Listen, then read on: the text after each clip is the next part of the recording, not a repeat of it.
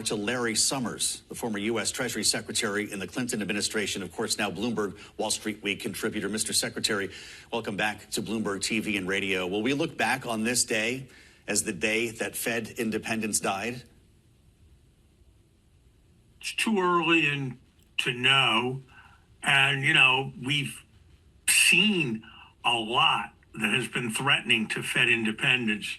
An unprecedented degree of rhetorical attack publicly from the president on the Fed, involvement of the president in criticism of the Fed over a relatively minor matter, the construction of a building, announcements by the president of various kinds with respect to the composition of the Federal Reserve. So I don't think there's any question that we're facing the most severe challenge to Fed independence in the last two generations. And I don't think there's any safe question. To say this is the beginning of the politicization of the Fed.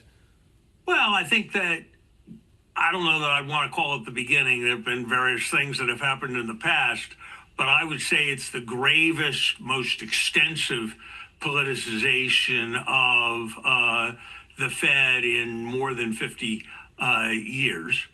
And what we know from experience around the world and from our own historical experience, for example, with Richard Nixon and the then chairman of the Fed, Arthur Burns, is that when monetary policy is politicized and when it is perceived as politicized, everybody expects higher inflation.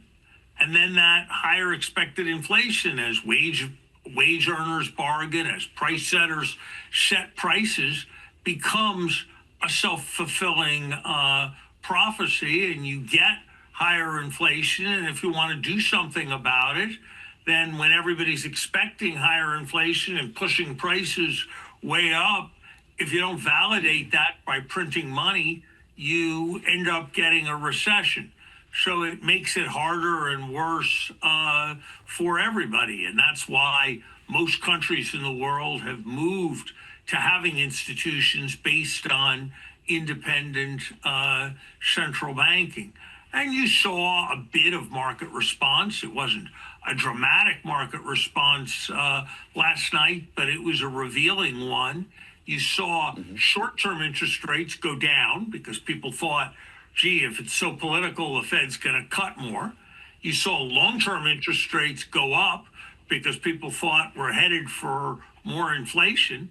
And you saw the dollar go down because even though you could earn a higher interest rate on the dollar, market judgment was that it was going to be a less valuable currency over time because of all the money that was going to be printed by a political Fed. So it was a sign that we were looking more like an emerging market country.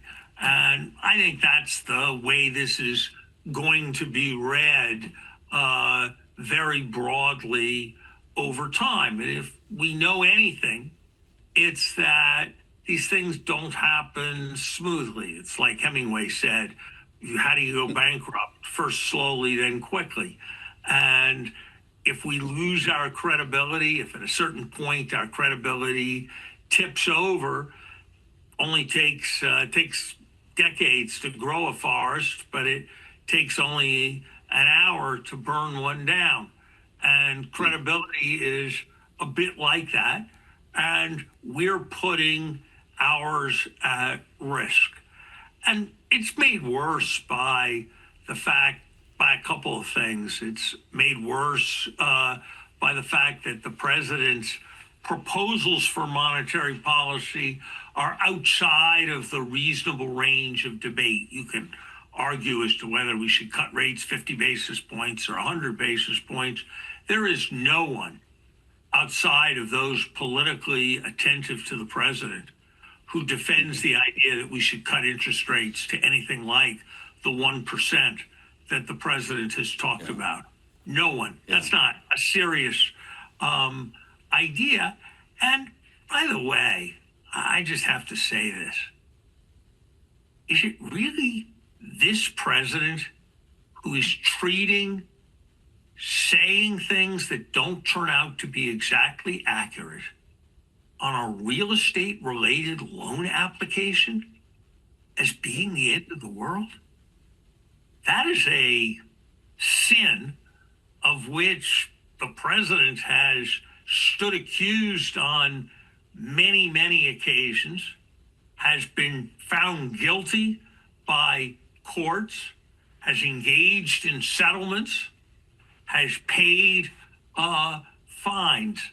And so if somehow misleading statements on loan applications are disqualifying, I think that that's a brush that should paint very, very broadly. Secretary, the current Treasury Secretary, Scott Bessent, said today in the president's cabinet meeting, the Fed's independence comes from a political arrangement between itself and the American public. Having the public's trust, he said, is the only thing that gives it credibility. Lisa Cook is going to fight this. The lawsuit is coming today. How important will it be for her to win this lawsuit on a precedent-setting level to maintain that credibility? Look, I don't think we have yet had access to all the facts. I don't think the president has access to all the facts, and that's why jumping to any conclusion without any sort of process, without any sort of fact-finding was, I think, completely inappropriate. So I don't feel in a position to judge the results of lawsuits, but I can judge the process. And I have to say, I don't understand quite what Secretary Bessent was saying. The view that previous administrations have had is that the independence of the Fed is in part reflected in statute, that it reports to the Congress, that it is not part of the executive branch. What the Supreme Court recognized when it distinguished the Fed from other agencies with respect to the president's ability to hire and fire. So in part, it's rooted in law, and in part, it's rooted in tradition. Secretary Rubin and I remember very well, told President Clinton that it was our advice to him that engaging in public debate with the Fed was a fool's game because the Fed wouldn't listen. And so short-term interest rates wouldn't be changed very much, but the markets would listen as credibility was lost and long-term interest rates would rise. And that's why we have an established tradition which Secretary Bessent has endorsed very recently, of administrations not engaging on the question of monetary policy and how interest rates should be set and at what level they should be set. But we have an administration that is disregarding the superstructure of norms that has really been what has made our democracy and our economy so strong for decades. This is of a piece with sending the FBI to former officials' homes, with threatening people with criminal prosecutions. And I think over time it runs very, very substantial risks for our national economy. Secretary, I'm out of time. I just want to know, to the extent that you understand it, can Jay Powell keep Lisa Cook employed as long as he thinks it's correct? Is he the one who controls her paycheck? I don't think so.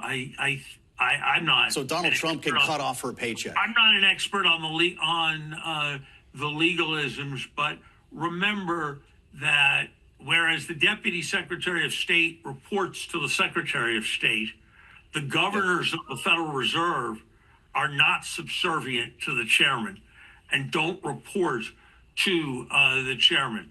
So I think this is something that will be worked out in court. Fascinating conversation we wanted to bring you with Larry Summers, the former Treasury Secretary in the Clinton administration. Bloomberg Wall Street Week contributor.